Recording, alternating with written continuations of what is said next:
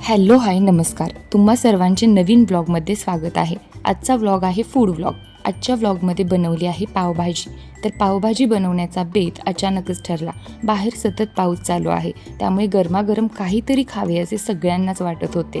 तेच भजी आणि चहा खाऊन कंटाळा आला होता, म्हणून ठरले पावभाजी करायचे. घरात बऱ्यापैकी पावभाजीसाठी लागणाऱ्या सगळ्या भाज्या होत्याच. ढबू मिरचीचे बारीक असे काप करून घेतले, त्याचसोबत टोमॅटो बारीक कापून घेतला. इथे टोमॅटोचे प्रमाण मी थोडेसे जास्त वापरले आहे. बटाट्याची साल काढून त्याचे थोडेसे मोठे काप केले.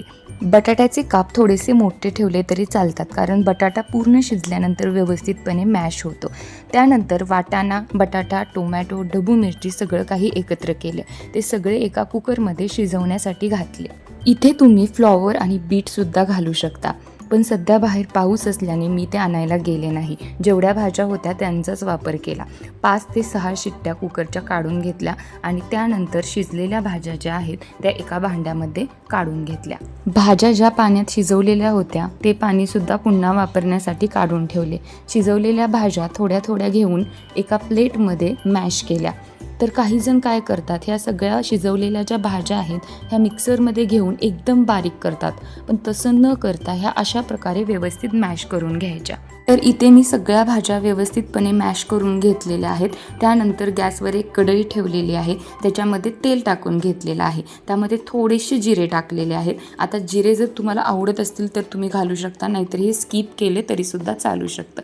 त्याच्यानंतर त्याच्यामध्ये बारीक चिरलेला कांदा हा जास्त प्रमाणात टाकलेला आहे. आता पावभाजी बनवताना एक गोष्ट लक्षात ठेवायची आहे की कांदा हा अतिशय बारीक चिरलेला हवा आणि तो थोडासा जास्त प्रमाणात टाकायचा आहे. त्यानंतर मी एक टोमॅटो आहे तो इथे चिरून घेतलेला आहे आणि कांदा लालसर झाल्यानंतर त्याच्यामध्ये टाकलेला आहे. त्यानंतर आपण जे घरी तिखट यूज करतो तेच तिखट इथे मी वापरलेलं आहे. चवीप्रमाणे मीठ टाकलेलं आहे आणि इथे सुहानाचा पावभाजी मसाला मी टाकून घेतलेला आहे. हे व्यवस्थित सगळं काही हलवून घेतलेलं आहे आणि 2 मिनिटानंतर याच्यामध्ये थोडीशी लाल मिरची पावडर मी टाकलेली आहे. मिरची पावडर टाकल्यानंतर हे सगळं मिश्रण जे आहे हे 2 मिनिट मी शिजवून दिलेलं आहे. त्याच्यानंतर आपण ज्या भाज्या मॅश करून घेतलेल्या होत्या त्या भाज्या याच्यामध्ये ॲड केलेल्या आहेत आणि हे सगळं मिश्रण व्यवस्थितपणे हलवून घेतलेलं आहे आणि 2 मिनिटं हे व्यवस्थित शिजवून दिलेलं आहे. हे सगळं करत असताना मला मात्र एक प्रश्न पडला, तो असा की पावभाजीची सुरुवात नेमकी कशी झाली. थोडेसे शोधल्यावर समजले की 1850मध्ये मुंबईत पावभाजीची सुरुवात झाली. मुंबईमधील कापड गिरण्यांमध्ये काम करणाऱ्या कामगारांना पौष्टिक जेवण मिळावे म्हणून विक्रेत्यांनी विविध भाज्या, मसाले, बटर एकत्र करून या पावभाजीची सुरुवात केली. तर इथे मी हे मिश्रण एकजीव केल्यानंतर पुन्हा एकदा मॅश करून घेत आहे. हे व्यवस्थित मॅश करून घेतल्यानंतर याच्यामध्ये आपण जे पाणी बाजूला काढून ठेवलेलं होतं, ज्याच्यामध्ये भाज्या शिजवून घेतलेल्या होत्या, ते पाणी थोडं थोडं करून ॲड केलेलं आहे. तर मला इथे जास्त पातळ अशी पावभाजी आवडत नाही, त्याच्यामुळे मी थोडंसंच पाणी ॲड केलेलं आहे. तुम्हाला कोणत्या क्वांटिटीमध्ये कशा प्रमाणात पावभाजी लागते त्यानुसार तुम्ही इथे पाणी ॲड करू शकता. त्यानंतर पुन्हा एकदा मी हे व्यवस्थितपणे सगळं काही मॅश करून घेतलेलं आहे.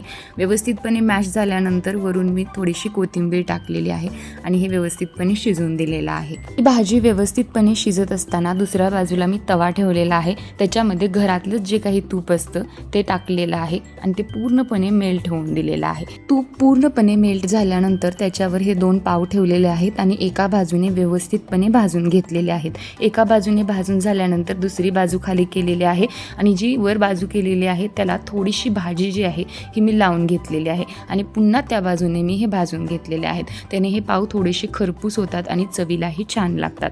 हे पाव व्यवस्थित भाजून घ्यायचे आहेत. तर पावभाजी मला पहिल्यापासूनच जास्त आवडते. पावभाजी म्हटलं तर कुठलीही असली तरी ती मला ओकेच असते, पण कराडमधील प्रीती संगम म्हणजे घाटावरची पावभाजी माझी थोडीशी जास्त फेवरेट आहे. कॉलेजला असताना स्पेशली आम्ही मैत्रिणी पावभाजी खाण्यासाठी म्हणून तिथे जायचो. आता खरं तर पहिल्यासारखे जाणे होतच नाही, पण जेव्हा कधी जाणे होते तेव्हा पावभाजी खाण्यासाठी म्हणून मी नक्कीच तिथे जाते. तर हे सगळे सांगता सांगता बघा इथे पाव भाजले सुद्धा. तर हे सगळं मी एका प्लेटमध्ये मस्तपैकी काढून घेतले. इथे मी तयार केलेली पावभाजी तयार आहे. तुम्हाला ही पावभाजी आवडत असेल तर नक्की करून पहा. व्हिडिओ आवडल्यास चॅनेलला सबस्क्राईब करायला अजिबात विसरू नका. धन्यवाद.